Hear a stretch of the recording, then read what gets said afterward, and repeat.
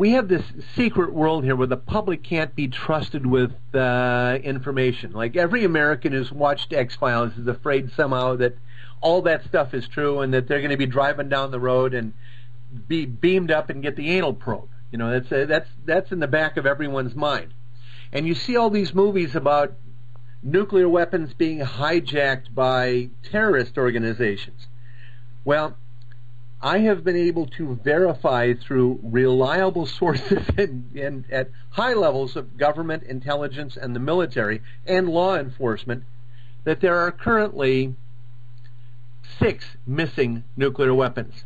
And that's without going into that questionable situation that we have, the Minot Barksdale, why was a B-52 flying around with unauthorized weapons thing, which I think we can use on a future show. But here's the story that I'll try to find a way to cut this as short as possible. What we've been able to literally verify, that inside Britain today, there is an inquiry involving Tony Blair at a level of the Chilcot inquiry that is not hitting the newspapers. And that involves Tony Blair and missing nuclear weapons that Britain misplaced in 1991, 3 atom bombs. Some of the issues about these missing weapons and the finances tied to them tied themselves to Tony Blair and a law in Britain called the Nuclear Explosions Act. That was a law that required the indefinite detention without trial of any British national tied in any way to a nuclear explosion anywhere in the world.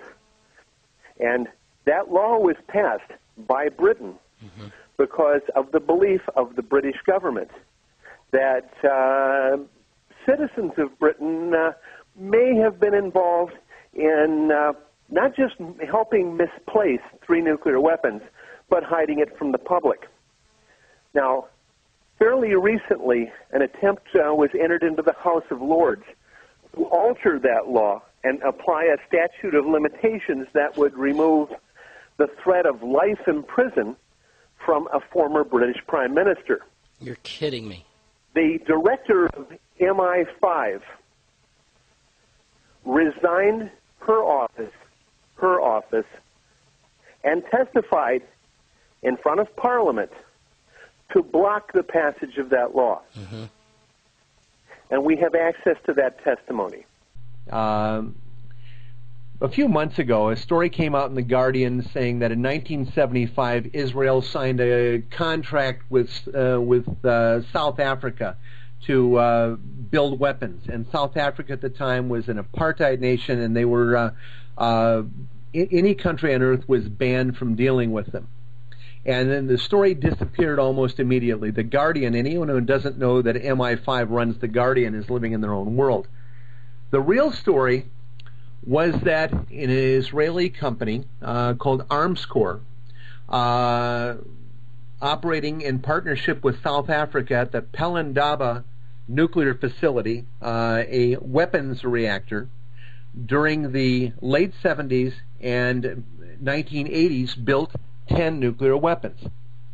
Now, anybody who doesn't know that South Africa was a nuclear state really never must have read the news, because President Obama recently thanked South Africa not for ending their nuclear program, but actually turning their nuclear arsenal over to the United States, who decommissioned it and returned their fissional material to them. But the odd story here, let's take the clock back to September 22nd, 1979. South Africa and Israel combined tested a nuclear weapon in the Indian Ocean. Now, this is, you can look this up. It was Prince Edward Island. We have the date. And there are denials about it in the press, that the American satellite malfunctioned. Well, I can assure you that it was an 18.2 kiloton uranium-235 weapon. We identified the contaminants of the uranium as Pelindaba. We recognized it as a Hiroshima size and style bomb. It had an 80-second milliflash. We picked it up on acoustic sensors. We verified it was a nuclear weapon. The South African government had 9 weapons left. As it became clear that they were going to have to turn these weapons over to Nelson Mandela, the apartheid regime decided they'd rather not do that. So they contacted the government of Britain and the United Nations, who sent Hans Blix to South Africa to arrange for these weapons to be removed and decommissioned so that the black South African government would not have nuclear weapons. The 9 remaining weapons, the agreement was made to ship them to the U.S. However, and this is the semi-secret, and the documents on this we happen to have, Margaret Thatcher decided to purchase, this is in late 1990, 3 of these weapons. Why? Frankly, it was a financial scam to buy these weapons for £55 million to get a 17.8 million pound kickback into the coffers of the Tory party to pay for the election of John Major. 3 of these weapons were purchased. I know the company that shipped them to Oman, the company that built the containers, the cradles, the cranes that moved them. I know people who accompanied them. I know that the agents to handle these weapons were the same people who handled the weapons shipments in Iran-Contra, close friends and associates of Israel. 3 nuclear weapons were moved in 20-foot containers and placed on a dock in Oman and abandoned. They were left there theoretically to provide a threat for Saddam Hussein, who was at that time in Kuwait. These weapons were left unguarded to the public. 18 months later, they were taken to the United States to join their 6 little partners and be decommissioned. When the containers were opened, they contained concrete blocks. I know where the weapons went. The weapons went to Israel, but Israel told the United States that Saddam had them. And all of the talk about WMDs wasn't about them building the weapons, it was about him theoretically having these 3 weapons. And I can't mention the names of the individuals who sent them to Israel, but I certainly have them, and the shipping documents, and the designs of the cradles, and testimony about all of this. Now, what we don't know, and this is cutting to the chase here, these 3 weapons that the U.S. invaded Iraq looking for, the weapons that were, quote, 45 minutes away from being put on a plane to bomb Israel, these weapons that were, another quote, ready to be taken into Syria on ambulances and hidden in a hospital in an x-ray room. That was the story. Our detection equipment would have found them on ambulances, and we refused to do this. Then we were told they were that Hezbollah had them in Lebanon, and that Hezbollah was going to transfer these to Haifa and have them exploded. But the U.S. is being continually told, President Obama is being told, that they're out there. That's our great secret. A great secret that's been leaked to us over and over again by intelligence officers of one country after another. So we're building a massive wall around Gaza and supporting this insane, brutal blockade there because we're protecting Israel from these imaginary nuclear weapons it's had for 18 years. Israel saying that, well, when they get into Gaza, those weapons are going to be smuggled by tunnel into Israel and kill millions of people. The U.S. and Britain were both informed by the government of Israel that they believed these nuclear weapons were on the Turkish ship that Israel seized.